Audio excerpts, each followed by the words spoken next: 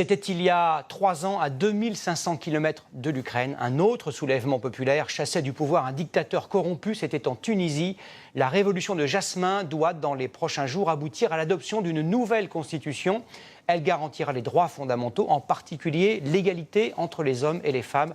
Un soulagement pour une grande partie de la société tunisienne, très mobilisée face aux islamistes. Reportage à Tunis d'Anne-Claire Coudray, Emmanuel Mtsika et Louis-François Corruble. Qu'est-ce qu'ils veulent, les électeurs?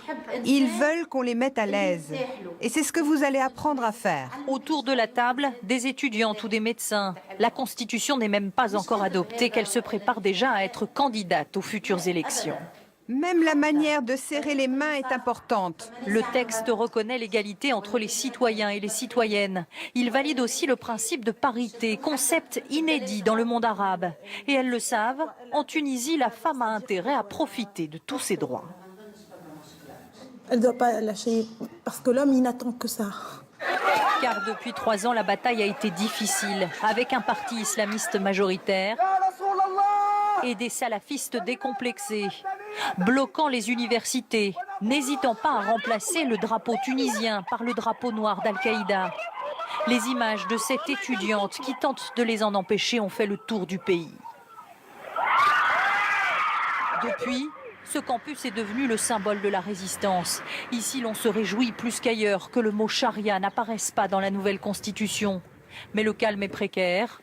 Les salafistes ont obligé cet étudiant à fermer son club de musique. Ils viennent carrément nous dire ce que vous faites, ça ne se fait pas dans une faculté. Vous n'avez pas le droit de jouer de la musique dans la fac. Il y a un truc que moi je me dis, qu'est-ce qui se passe? Nous sommes dans la fac des lettres, des arts. Depuis quand est-ce que c'est interdit?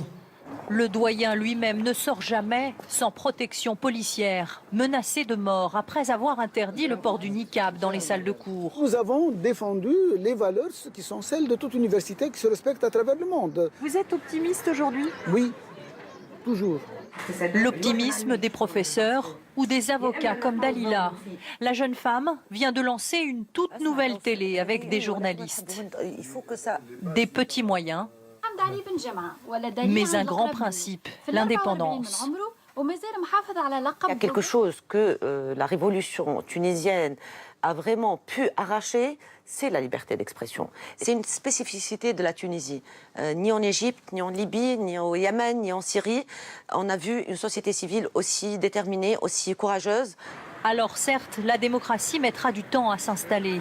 Mais la société civile reste de loin le meilleur rempart à tout retour en arrière. Elle a permis à la Tunisie d'être le premier pays arabe à se lancer dans la révolution. Elle lui permettra aussi sans doute d'être le premier à en sortir.